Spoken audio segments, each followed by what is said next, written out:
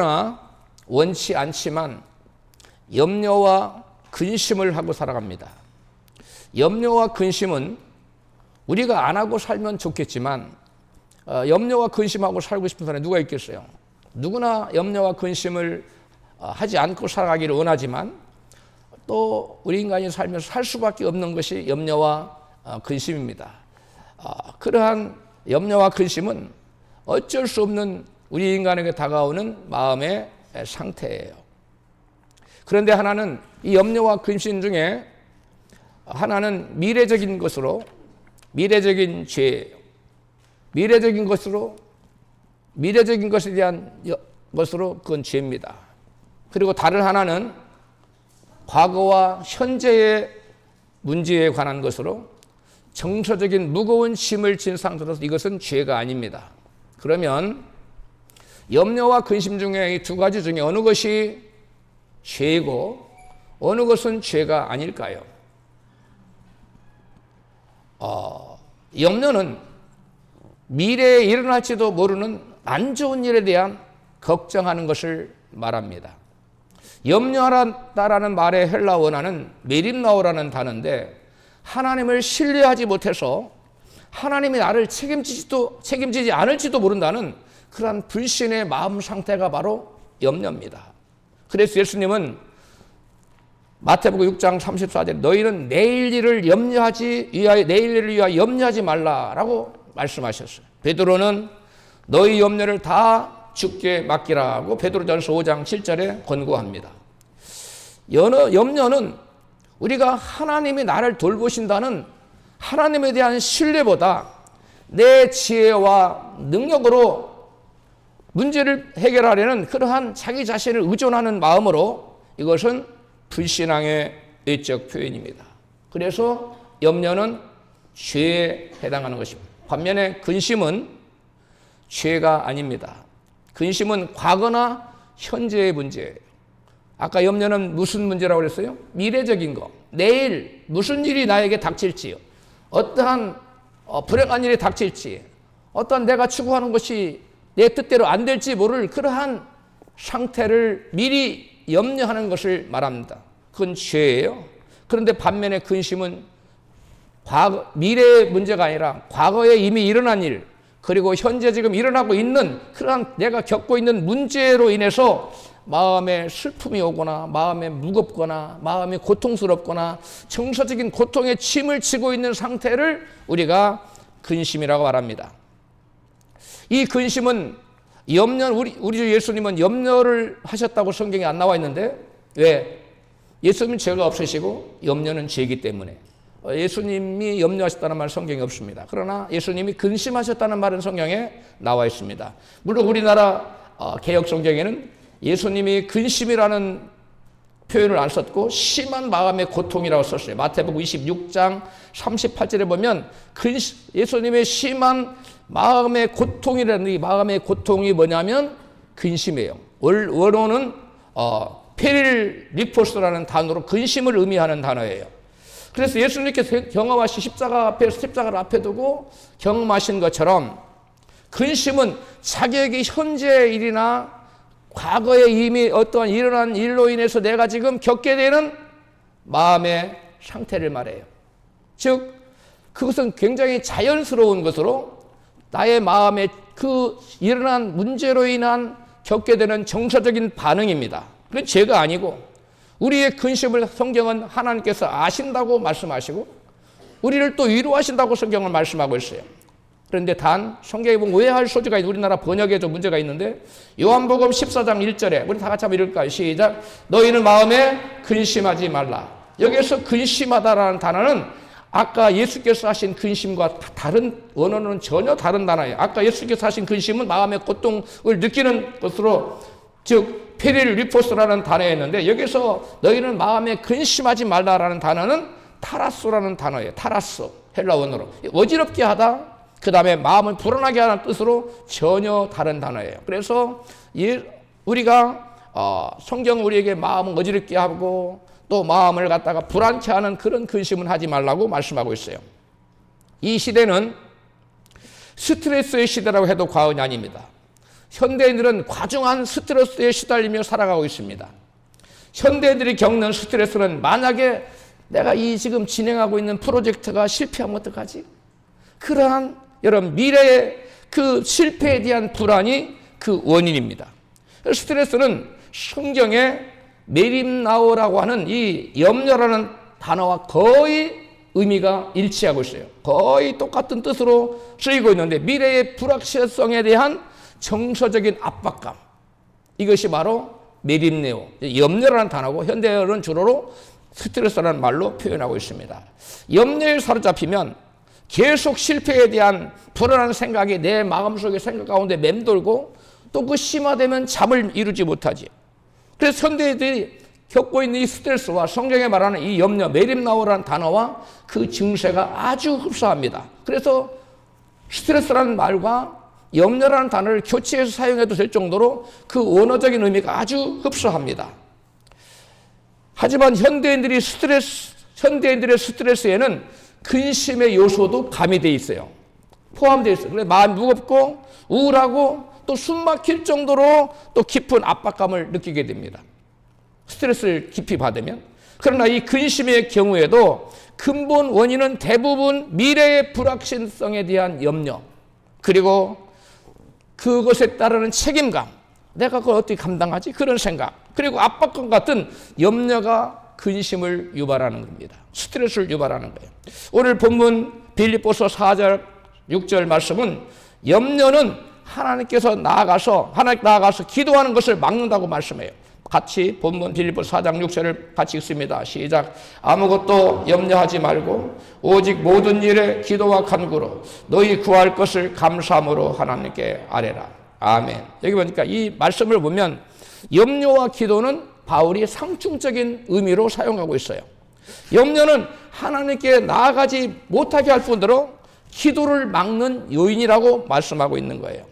여기서 염려는 기도로 하나님께 나아가는 것을 대체하거나 또는 차단하는 말이기 때문에 바울은 염려 대신 뭘 하라고? 기도를 하라고 우리에게 권면하고 있습니다.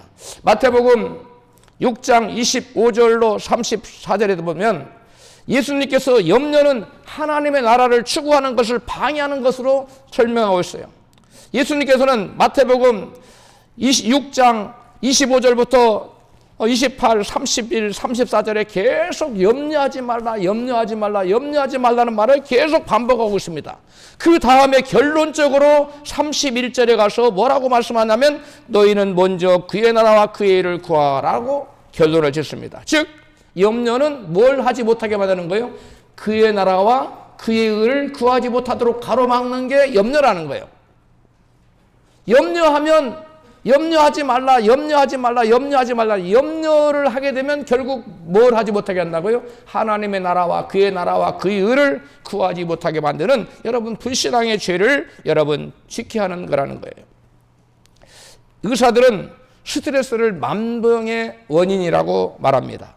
지속적인 염려는 스트레스를 유발하고 면역력을 낮추고 또 불면과 두통과 소화불량, 심혈관계 등 다양한 신체적인 문제를 야기합니다. 그러므로 염려와 스트레스를 그냥 방치해 둬서는 안 되고 반드시 해결해야 될 문제인 것입니다.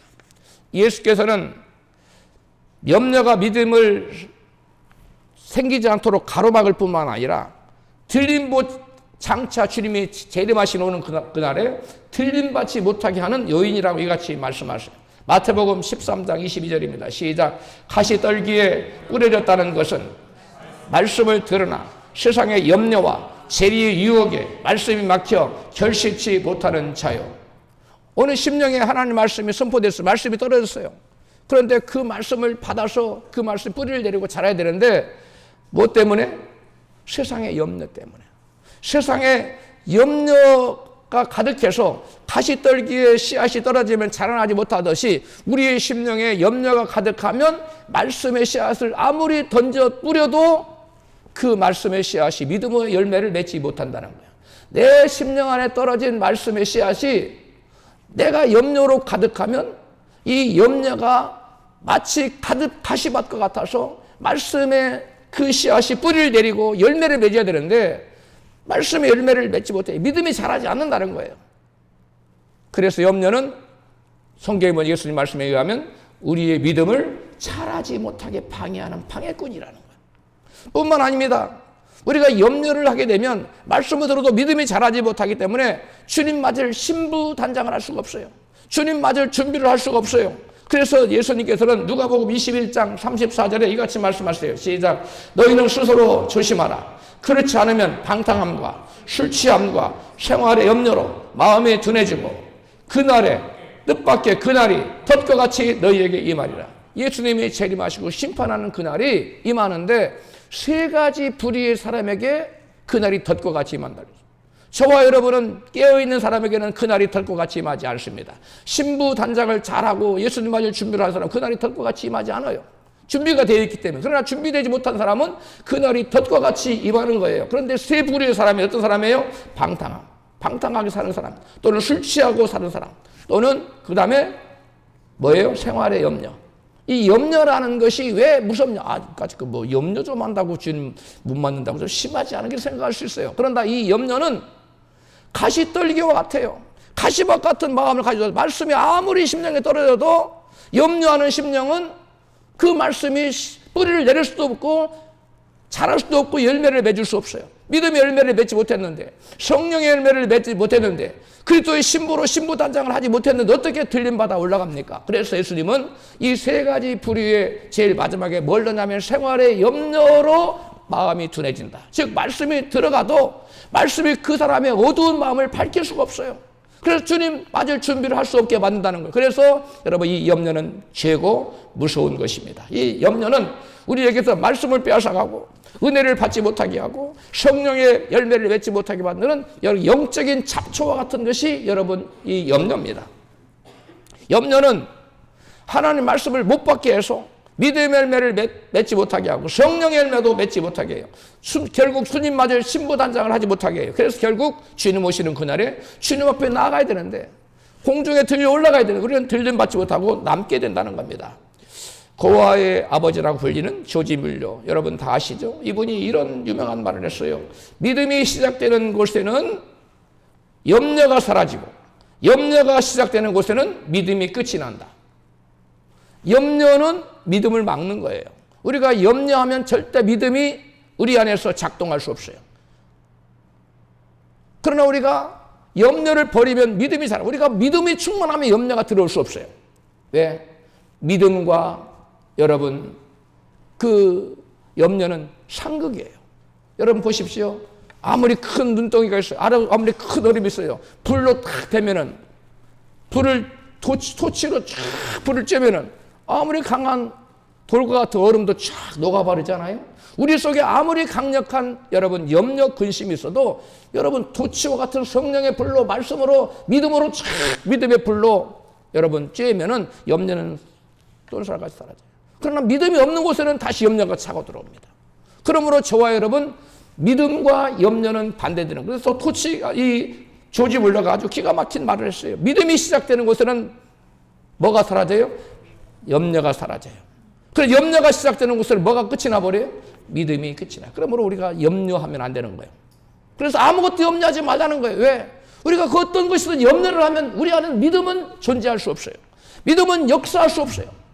그렇기 때문에 하나님의 어떤 역사도 체험할 수 없고 하나님과 연결도 다 끊어져 버리기 때문에 성경 우리에게 끊임없이 염려하는 것을 경계하고 있는 것입니다. 염려는 믿음과 반대되는 것으로 염려를 물리치는 가장 좋은 방법은 기도입니다. 그래서 성경은 본문에서 같이 말씀합니다. 같이 읽습니다. 빌립보서 4장 6절에 아무것도 염려하지 말고 다만 모든 일에 기도와 간구로 너희 구할 것을 감사함으로 하나님께 아뢰라. 그리하면 모든 지각에 뛰어난 하나님의 평강이 그리스도 예수 안에서 너희 마음과 생각을 지키시리라. 아멘.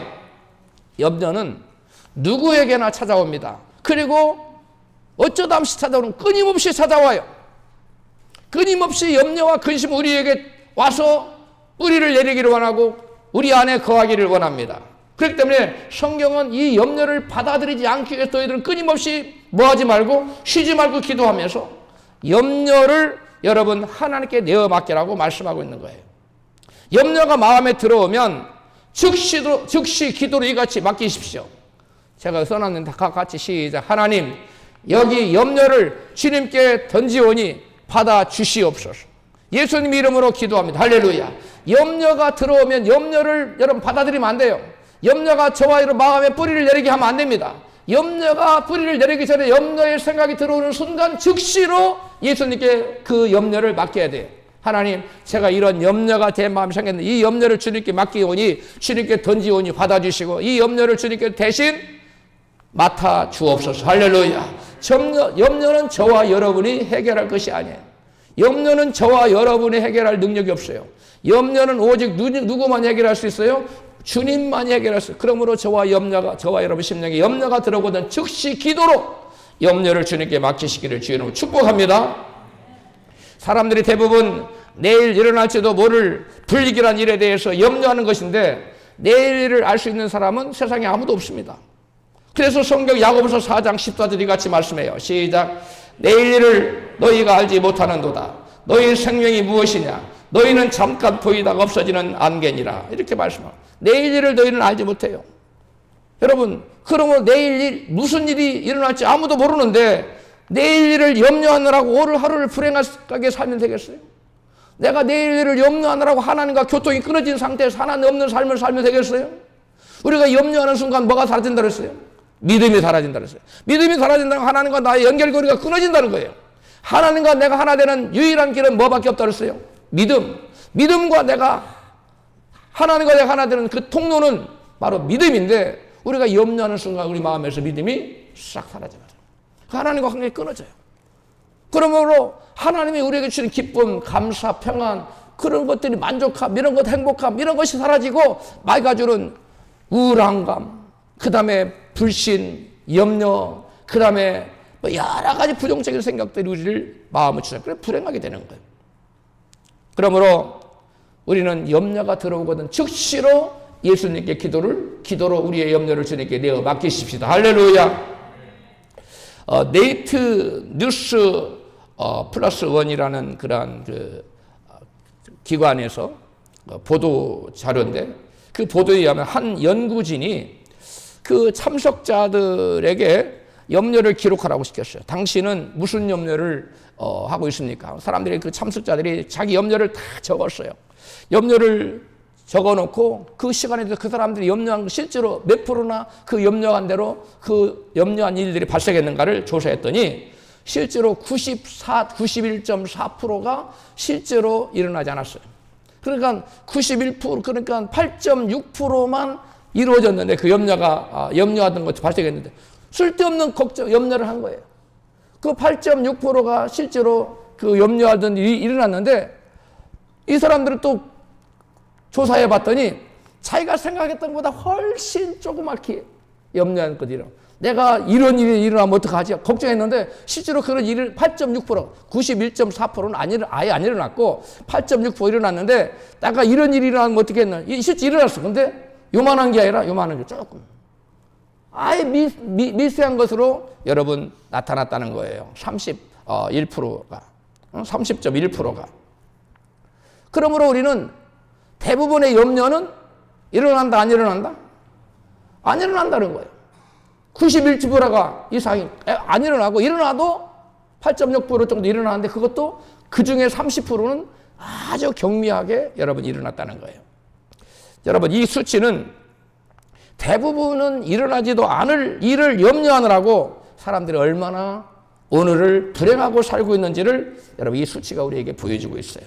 따라서 염려는 현실 가능성이 낮은 미래의 마음을 빼앗기지 말고 그 시간에 염려를 주님께 맡기며 기도해야 된다는 거예요. 그래서 예수께서 이같이 말씀합니다. 마태복음 6장 34절에 시작. 그러므로 내일 일을 위하여 염려하지 말라.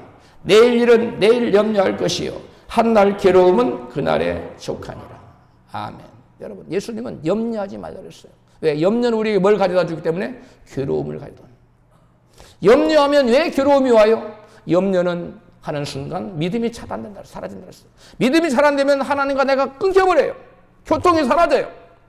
그러므로 우리는 그 순간 마귀하고 연합해요. 그래서 마귀가 가진 온갖 괴로움이 우리를 여러분 장악해버리는 것입니다. 그러므로 저와 여러분이 참된 기쁨과 감사함과 행복한 삶을 살고 싶다면 염려를 즉시 주님께 맡기는 훈련을 해야 돼요.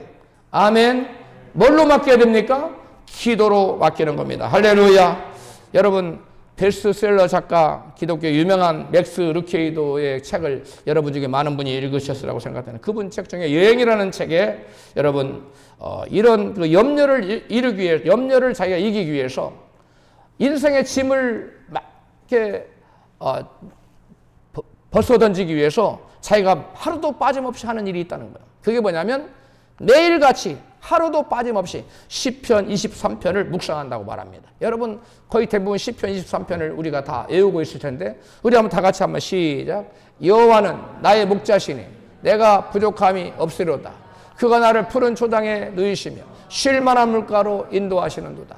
내 영혼을 수령시키시고 자기 이름을 위하여 의의 길로 인도하시는도다. 내가 사망의 음침한 골짜기로 다닐지라도 해를 두려워하지 않을 것은 주께서 나와 함께 하심이라. 주의 지팡이와 막대기가 나를 안위하시나이다. 주께서 내 원수의 목전에서 내게 상을 베푸시고 기름으로 내 머리에 바르셨으니 내 잔이 넘치나이다. 나의 평생의 선하심과 인자하심이 정녕 나를 따르리니 내가 여호와의 집에 영원히 거하리로다. 아멘. 여러분 맥스 루케이도 이게 신앙심이 굉장히 좋은 분이에요. 이분의 책을 읽어보면 정말 은혜가 많이 됩니다. 그런데 이분에게도 매일같이 뭐가 찾아온다는 거예요? 염려, 근심거리가 찾아온다. 그래서 이것을 물리치기 위해서 매일같이 시편 23편을 묵상한다는 거예요. 하루도 빠짐없이. 여러분, 저와 여러분도 우리가 세상 살면서 염려와 근심이 끊임없이 몰려온 이것을 물리치고 우리가 주님 안에 평강을 누리며 살려면 우리도 나름대로의 염려를 물리치는 방법을 알아야 돼요. 그런데 맥스 루케이도는 뭘 했다고요? 시편 23편 말씀을 묵상했어요. 오늘 본문에서는 기도하라고 말씀해요. 기도로 너의 문제를, 염려를 감사하면서 기도를 하나님께 하려라고 우리 본문은 말씀하고 있습니다. 저도 매일같이 제가 염려를 없애기 위해서 시편 23편을 묵상하는 것은 아니지만 하루에도 수십 번 시편 23편을 제가 때로는 속으로, 때로는 입을 소리를 내면서 시편 23편을 묵상합니다. 여러분 매일같이 이것도 이 사람의 염려를 치유하는 한 방법이기 때문에 우리도 한번 따라서 할 필요가 있다고 생각이 듭니다. 마음의 염려, 근심, 불안 같은 것들이 스트레스를 겪게 하는데 이 스트레스가 온 마음과 육체의 만병의 근원이 되는 것입니다. 많은 의학 연구 결과는 전체 질병 중에 70%에서 많게는 90%가 스트레스와 직간접적으로 연관이 있다고, 관련이 있다고 말하고 있습니다. 정확한 퍼센테이지, 과연 정확하게 몇 프로라고 우리가 말하기는 어렵지만은 거의 모든 연구 결과는 스트레스가 질병의 중요한 원인이라고 강조합니다. 성경도 잠언 17장 22절에 보면 심령의 근심은 뼈를 마르게 한다라고 말씀하고 있어요. 정신적 스트레스가 신체적인 건강에 여러분 분명히 영향을 미친다고 말씀하고 있어요. 심령의 근심은 바로 스트레스를 말합니다. 스트레스는 뼈가 마르게 하는 육체적 질병과 정신적 고통을 여러분 가져다 준다는 것입니다. 예수님께서는 수고하고 무거운 짐을 지고 스트레스로 고통당하는 사람들을 이같이 부르십니다. 마태복음 11장 28절입니다. 시작. 수고하고 무거운 짐진 자들아 다 내게로 오라. 내가 너희를 쉬게 하리라. 나는 마음이 온유하고 겸손하니 나의 멍에를 메고 내게 배우라. 그리하면 너의 마음이 쉼을 얻으리니 이는 내 멍에는 쉽고 내 짐은 가벼우니라. 아멘. 여기 보니까 수고하고 무거운 짐. 이 수고하고 무거운 짐이 바로 뭐냐면 우리가 마음의 염려 때문에 하나님을 온전히 믿지 못하고 우리의 모든 문제를 주님께 온전히 맡기지 못한 데서 오는 염려 때문에 오는 마음의 짐이 수고의 짐이에요. 이게 무거운 짐입니다. 그러므로 이 수고하고 무거운 짐을 우리가 여러분 맡겨야 되는데 어떻게 맡길 수 있느냐? 주님께 나아가서 기도로 우리의 염려를 낱낱이 아뢰므로 감사함으로 아뢰므로 우리의 모든 문제를 주님께 맡길 수 있는 줄 믿습니다. 예수님께서는 당신의 멍에는 쉽고 당신의 짐은 가볍다고 말씀하십니다.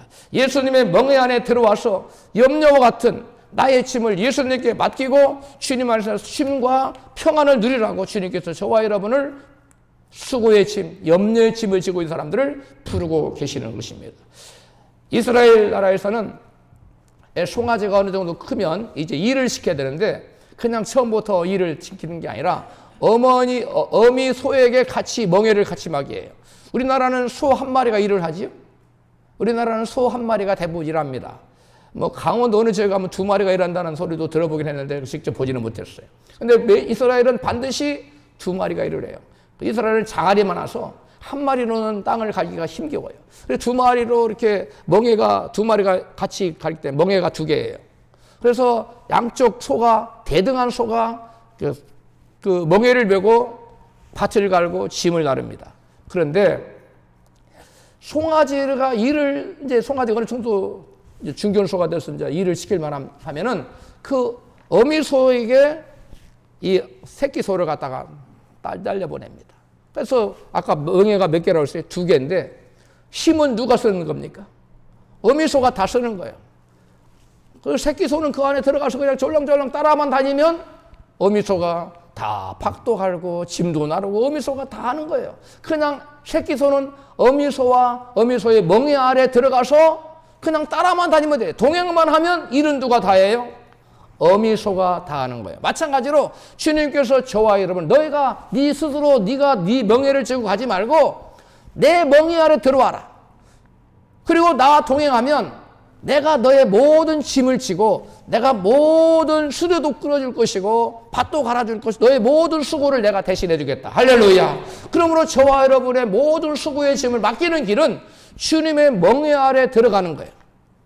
두 멍에가 있는데 힘을 우리 주님 되시는 우리 하나님이고 우리 아버지 되시는 예수님이 우리의 짐을 대신 지시고 멍에를 쫙 끌고 가는 거예요. 우리는 주님의 멍에 아래만 들어가면 우리는 쉼을 누릴 수 있고 평안을 누릴 수가 있어요. 할렐루야. 우리의 멍에는 내가 지금 너무 힘들고 어렵고 고통스러운 거예요. 그러나 예수님의 멍에 안에 들어가면 쉽고 평안한 거예요. 아무리 큰 문제를 만나도 주님의 멍에 아래 들어가면 우리의 문제를 주님께 맡기는 것이 바로 주님의 멍에 안에 들어가요. 수고하고 무거운 짐들아 다 내게로 오라. 그리고 주님 우리를 부르는데 어디로 초청하나? 주님의 멍에 아래로 초청하는 거예요. 그럼 우리가 주님의 멍에 아래 들어가려면 어떻게 해야 돼요? 기도로 우리의 염려를 주님께 맡기는 것이 주님의 멍에 아래로 들어가는 겁니다. 할렐루야. 여러분 옆에 계신 분에게 주님의 멍에 안에도 들어가십시오. 어떻게 들어갑니까? 기도로 염려를 맡김으로 주님의 멍에 안에 들어가서 우리는 여러분 쉼을 얻을 수 있고 평안을 얻을 수가 있습니다. 지금 내가 주님 앞에 나가서 기도하면 주님께서 나의 짐을 맡아주시기 때문에 친히 주님께서 멍에에 당신이 힘을 써주셔서 나가 메야 될 멍에를 우리 주님이 대신 져주시는 거예요. 아무리 큰 여러 멍에와 짐도 우리 주님께서는 아무것도 아니에요. 넉넉히 그 멍에를 지고 끌고 가. 우리는 그 안에서 주님과 동행하며 참 쉼을 얻을 수 있고 참 평안을 얻을 수 있는 줄로 믿습니다.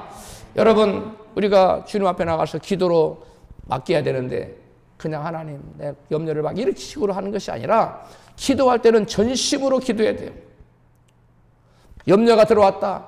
염려가 나의 마음을 장악하기 시작했다. 그때는 여러분 그것을 내쫓기 위해서 뭐 건성건성 기도하는 것이 아니라 뭐 왔다 갔다 하면서 기도하는 것이 아니라 전화기도 끄고 아예 전화기 닫아 놓고 다른 사람과 대화를 일정 끊고 하나님께 전심으로 부르짖어 기도하고 중심을 다해 기도하면 마음에 여러분 걱정 근심이 여러분 염려가 언제 왔냐는 듯이 폼는 녹시도 가지고 마음에 평강과 기쁨과 감사로 충만하게 된 줄로 믿습니다. 여러분 기도로 맡길 때 이와 같이 하나님의 평강이 우리 심령에 오는 거예요. 우리가 기도로 우리의 문제를 하나님께 맡기면 주님께서는 이같이 응답하십니다. 에레미야 33장 3절입니다. 시작. 너는 내게 부르짖으라. 내가 응답하겠고 크고 비밀한 은밀한 일을 내게 보이라. 내가 알지 못하는 크고 비밀한 일을 하나님께서 보여주겠다는. 우리가 뭐 할 때? 부르짖을 때. 여러분 부르짖어 기도하면 성경의 구약 성경에도 보면 이스라엘 백성들이 큰 문제를 수없이 당할 때마다 하나님께 나가서 뭐 했어요? 부르짖었어요. 그러면서 금식했어요. 부르짖어 기도하면 하나님이 도저히 불가능한 것들을 문제들을 다 해결해 주셨어요. 그 다음에 시편 55편 22절입니다. 시작. 내 짐을 여호와께 맡기라. 그가 너를 붙드시고 의인의 요동함을 영원히 허락하지 아니하시로다. 아멘. 너의 짐을 여호와께 맡기라. 어떻게 맡기라고 했어요? 기도로 감사하면서 염려를 주님께 맡기는, 그럼 하나님 우리를 붙들어 주세요. 그리고 요동치 않도록 우리를 붙잡아 주신다는 거예요. 그 다음에 이는 저가 너희를 권고하심이라, 이는 저가 너희를 돌보심이라 그랬어요.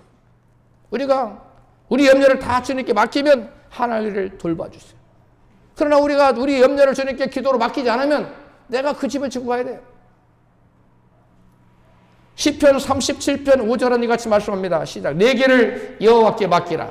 저를 의지하면 저가 이루시리라. 저와 여러분 우리의 길을 하나님께 맡겨야 돼요. 우리가 일생을 살면서 그거다가 많은 문제를 만나는데 그때마다 하나님께 우리의 인생길의 문제를 하나님께 맡기면 하나님께서 이루어준다는 거예요. 그럼 우리가 할 일은 딱 한 가지예요. 내가 그 일을 해결하려고 들지 말고 우리의 문제를, 우리의 염려거리를 하나님께 뭐 하는 거예요? 하나님께 맡기는 건 우리가 할 일입니다. 그럼 하나님께서 하실 일은 뭐예요? 우리의 염려를 도맡아서 해결해 주실 일은 하나님이 하시는 일이에요. 근데 우리는 우리의 염려를 내가 해결하려고 들잖아요. 하나님께 맡기려고 들지 않기 때문에 여러분 인생이 힘든 거예요. 여러분 인생을 퍽퍽하고 힘들고 불행하게 살지 말고 기쁨과 감사함으로 수월하게 사는 방법은 딱 한 가지예요. 염려가 찾아올 때마다 그 염려를 주님께 기도로 맡길 때 우리는 주님 말씀 참된 평강을 누리게 될 줄로 믿습니다. 할렐루야. 다시 강조하거니와 우리의 집을 하나님께 맡기는 방법은 기도입니다. 본문 빌립보 4장 6절 같이 시작. 아무것도 염려하지 말고 다만 모든 일에 기도와 간구로 너희 구할 것을 감사함으로 하나님께 아뢰라. 아멘. 여기 보니까 바울이 기도만 하라고 말하지 않고 있어요. 뭐 하라고 또 하라고 그랬어요? 간구도 하라고 말하고 있어요. 이게 왜 그랬느냐? 우리가 염려가 찾아올 때 염려의 세력은 여러분 쉽게 생각하면 안 됩니다. 우리가 굉장히 깊고 굉장히 거대한 거예요. 그래서 염려를 여러분 물리치기 위해서는 그냥 간단한 기도해서는 안 되기 때문에 바울이 성령의 감동으로 기도와 뭘로? 간구로. 그러면 간구는 어떤 사람 만나요? 간이 녹아내리듯이 간절히 구하는 간구라고. 자, 간구는 중심을 다해서 기도하는 것을 간구라고 그래요. 마음을 다해서 온 힘을 다해서 기도하는 것을 간구라고 그래요. 그래서 너희들이 염려를 주께 맡길 때는 어떻게 기도해라? 부르짖어서 막 간구하면서 그 마음을 다해서 온 마음을 쏟아서 기도하는 것을 여러분 기도하라고 강조하고 있는 것입니다.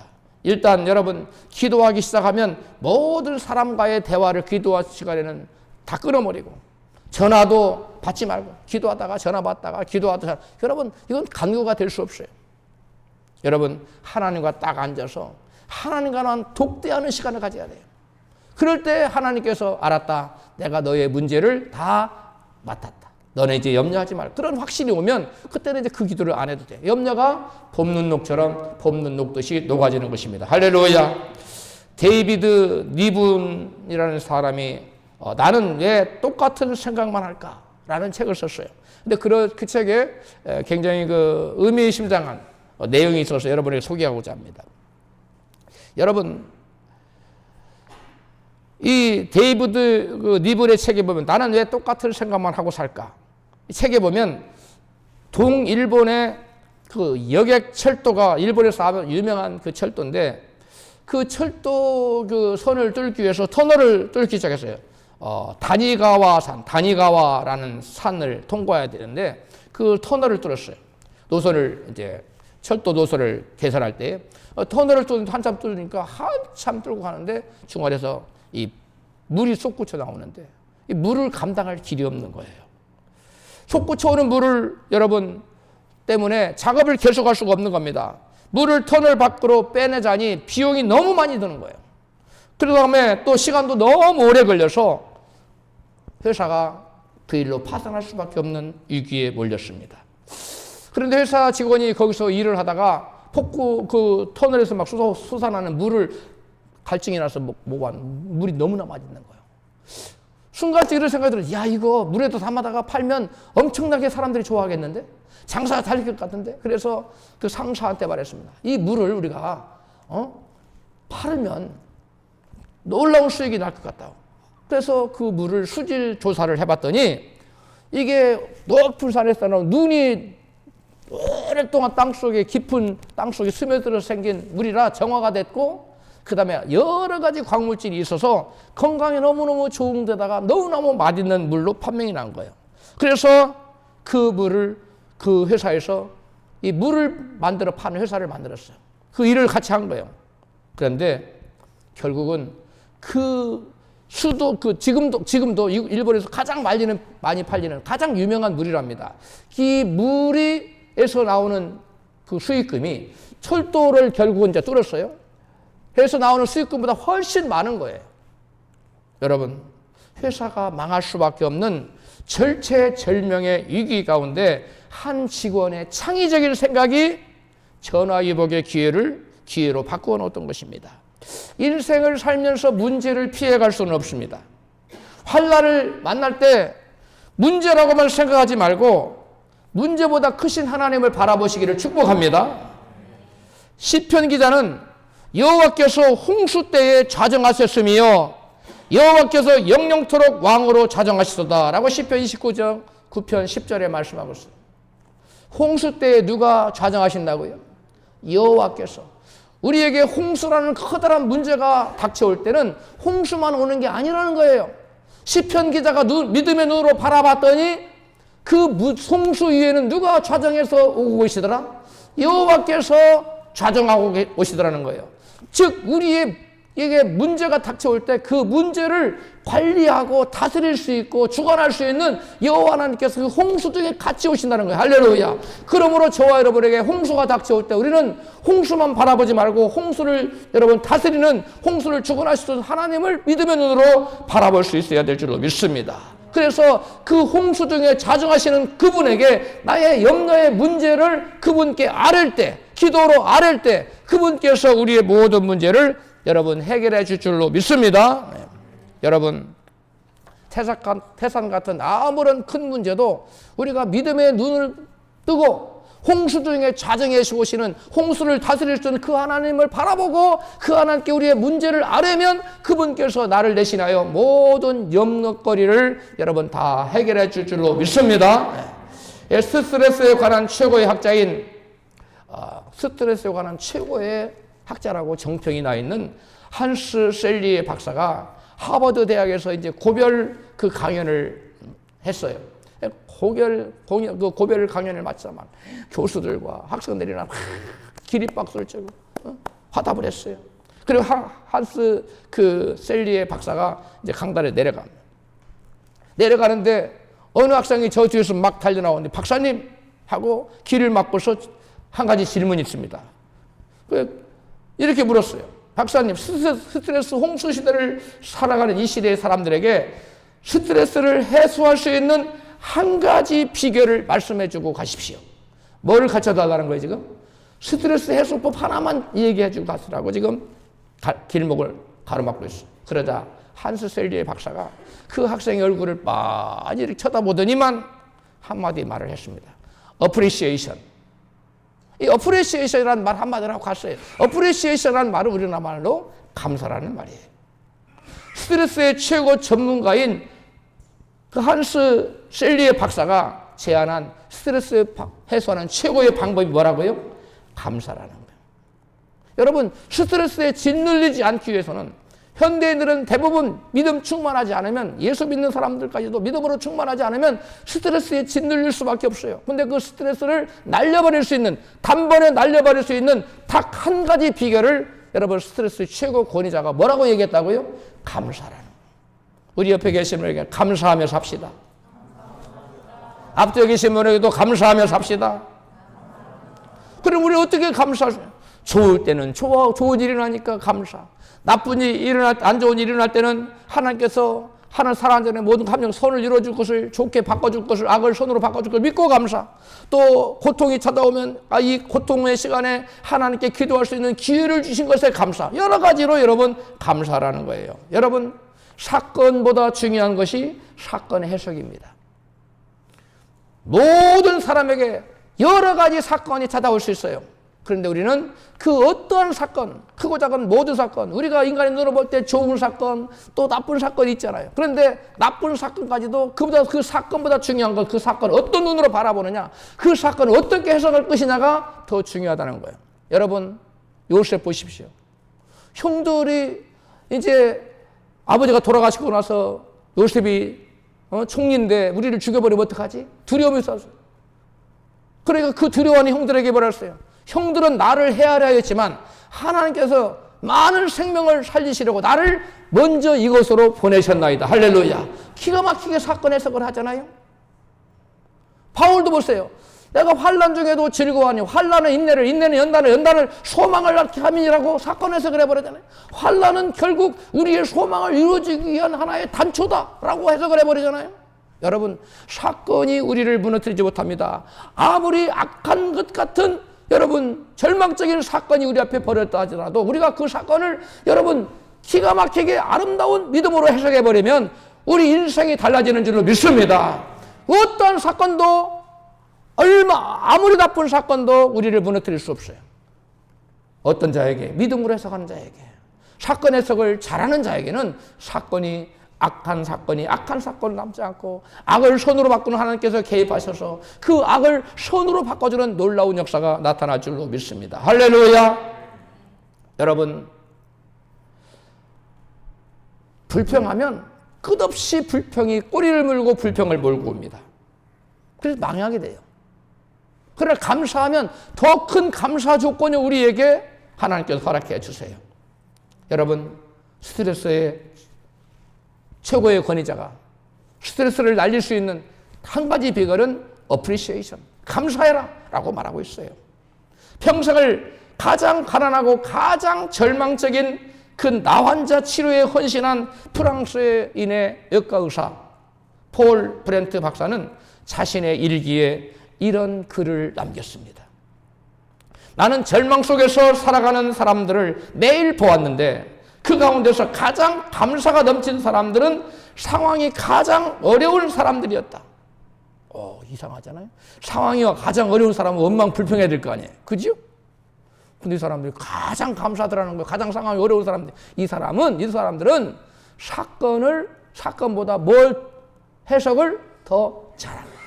야, 하나님 내게 이렇게 한센병을 허락하는 것은 하나님 나의 영혼을 구원해서 영원 천국으로 인도하죠. 그래 너무 감사한 거예요. 놀라운 고백이 또 이분의 일기 속에 계속 나와요. 감사는 상황이 만들어내는 감정이 아니라 하나님께 마음을 돌리는 의지적 선택이다. 감사는 감정이 아니라는 거예요. 뭐라고요? 나의 의지라는 거예요. 하나님을 향한, 하나님께 영광 돌리는 그러한 마음의 의지가 감사라는 거예요. 의지적 선택이라는 거예요.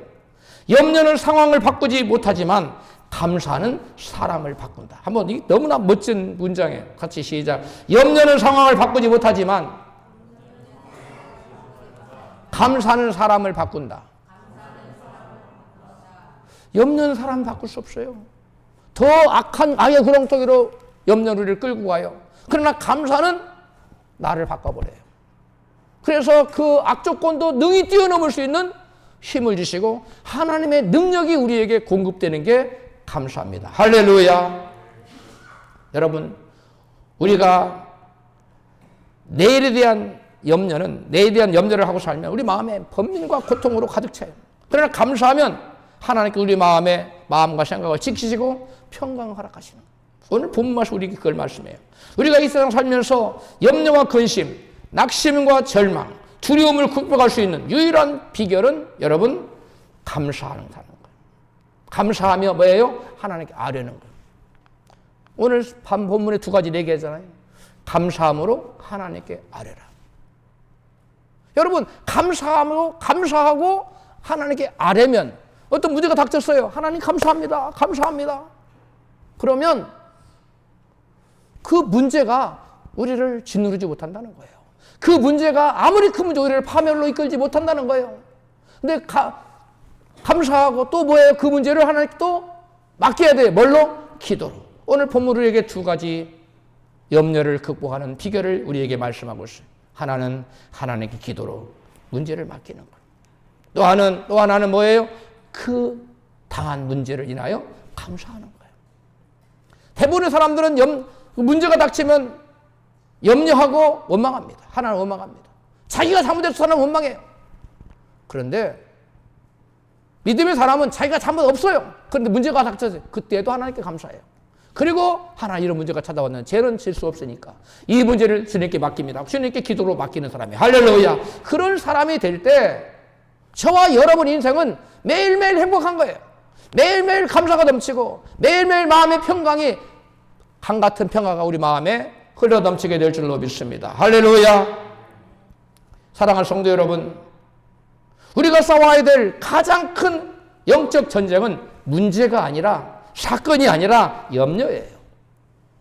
우리가 뭐와 싸워야 된다고요? 염려. 왜? 염려는 우리를 파멸로 이끌고, 염려는 우리를 하나님과 단절시켜버리고, 염려는 우리의 믿음을 자라지 못하게 막고, 염려는 우리를 열매를 맺지 못하게 만들고, 염려는 우리로 하여금 하나님 형상을 회복하지 못하고 신부단장하지 못하게 막는, 열매 맺지 못하는 영적 잡초이기 때문에 염려는 우리 끊임없이 싸워야 되는데, 염려는 내가 내 힘으로 싸워서 못 이겨요.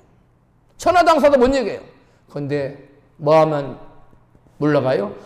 감사할 때 물러가요. 우리가 그 염려를 하나님께 뭐 할 때? 기도로 맡길 때 물러갑니다. 할렐루야. 여러분, 우리는 염려에서 하나님을 붙들어야 됩니다. 우리는 내 지혜 대신 하나님의 약속을 의지해야 됩니다. 여러분의 마음을 짓누르는 염려는 무엇입니까? 건강의 문제입니까? 자녀의 문제입니까? 미래의 문제입니까? 경제적인 문제입니까? 사람과의 갈등의 문제입니까? 지금 그 염려를 내려놓고 이렇게 기도하십시오. 주님, 제게 있는 이 염려를 감사함으로 주님께 맡깁니다. 주님께서 맡아주소서. 할렐루야. 우리 한번 다 같이 해요. 시작. 주님, 제게 있는 이 염려를 감사함으로 주님께 맡깁니다. 주님께서 맡아주소서. 할렐루야. 그러면 하나님께서 약속하신 대로 모든 지각에 뛰어난 하나님의 평강이 저와 여러분의 마음과 생각을 그리스도 예수 안에서 지켜줄 줄로 믿습니다. 할렐루야. 염려로 하루를 불행하게 살지 말고 기도로 하루를 행복하게 살아가십시오. 기도로 하나님께 문제를 맡김으로 행복한 삶을 살고, 또 문제 앞에서 원망 불평하기보다 감사함으로 우리가 행복하게 살 수 있습니다. 오늘 기도로 내일을 주님께 맡기십시오. 그러면 하나님께서 여러분의 내일의 염려를 또 맡으시고 여러분의 내일을 책임져 주실 것입니다. 염려를 기도로 바꾸고 염려 대신 감사하는 순간 하나님의 평강은 이미 내 안에서 시작됩니다. 그러한 복된 인생 되어지시기를 주님의 이름으로 축원합니다.